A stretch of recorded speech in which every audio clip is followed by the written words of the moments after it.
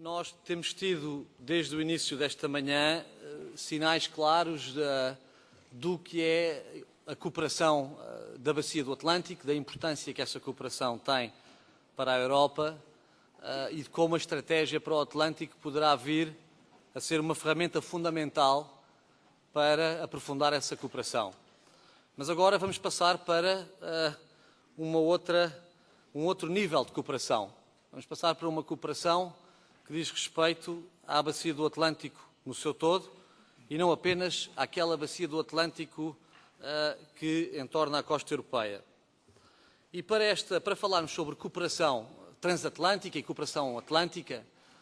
temos aqui três países, que são três países gigantes do Atlântico nas questões do mar, nas questões marinhas.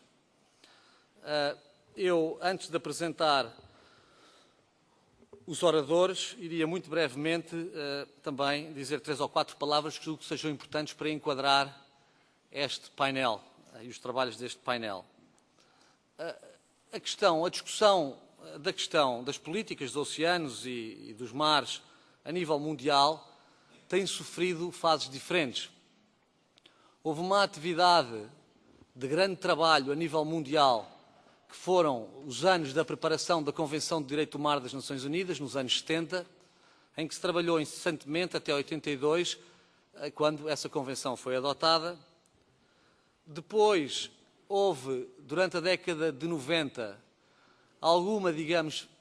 fatiga, talvez por esses anos intensos dos anos 70, em que, em termos de Nações Unidas e em termos das comunidades das nações, os assuntos do mar sofreram, digamos, ou mereceram menos atenção, as pessoas estavam mais viradas para outros temas. E depois, lentamente, nos anos 90, a partir da Cimeira do Rio,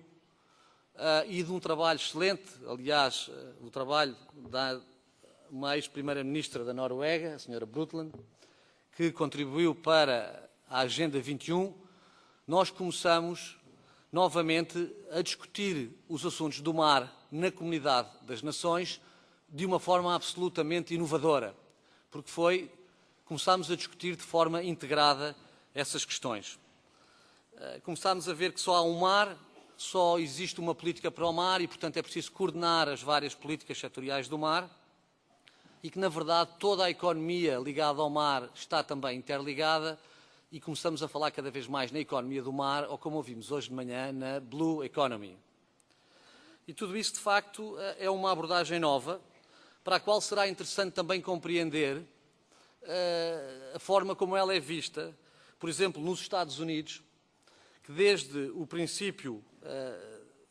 deste século, através da Pew Commission, Ocean Commission e depois da US Oceans Commission, começou efetivamente também a adotar uma perspectiva integrada do mar. Será interessante também compreender como é que o Brasil, que tem o mar hoje em dia como um eixo fundamental do seu desenvolvimento económico,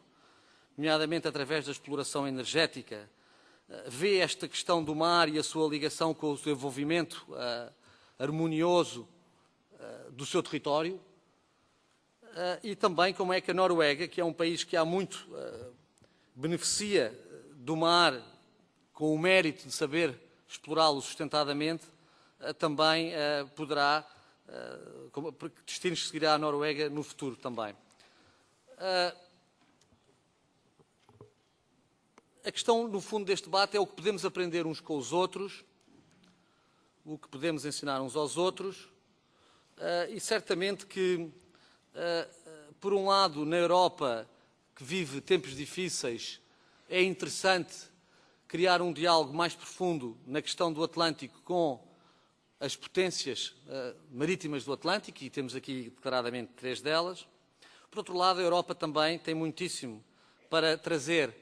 a toda a região do Atlântico no que diz respeito a esta nova abordagem do oceano,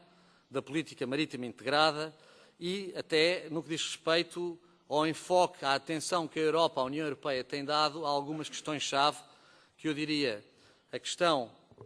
da proteção ambiental e do clima. Todos sabemos a importância que o mar tem para as alterações climáticas e a importância que as alterações climáticas têm para o mar e para as zonas costeiras do planeta, que estão na linha da frente dos impactos negativos dessas alterações. A questão também do desenvolvimento e da investigação científica, que é uma questão importantíssima, sabermos mais sobre o oceano, e aqui também poderá haver campo para uma cooperação muito alargada com países como o Brasil, os Estados Unidos ou a Noruega, e também a questão do planeamento espacial marítimo, o chamado Maritime Spatial Planning, que é uma nova ferramenta que está a ser, neste momento, desenvolvida na União Europeia, mas que sei que também está a ser considerada noutras áreas do Atlântico. E, finalmente, por que não falar também na própria questão da geopolítica do Atlântico? Nós sabemos que as dinâmicas deste século se começam a acentuar em termos económicos na Bacia do Pacífico e de como, por vezes, se diz que a Bacia do Pacífico é o novo Atlântico Norte e que, se o Atlântico Norte foi fundamental para escrever a história do século XX, que o Pacífico será fundamental para escrever a história do século XXI. Ora, perante essa situação, penso que, perante todo o desenvolvimento da globalização, das tecnologias, todo o planeta está, de facto, a diminuir de tamanho e, por vezes, nós podemos pensar que o Atlântico é o novo Báltico, ou seja, aquilo que, no fundo,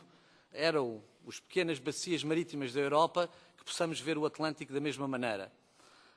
E, por isso, temos de aumentar muitíssimo a nossa cooperação.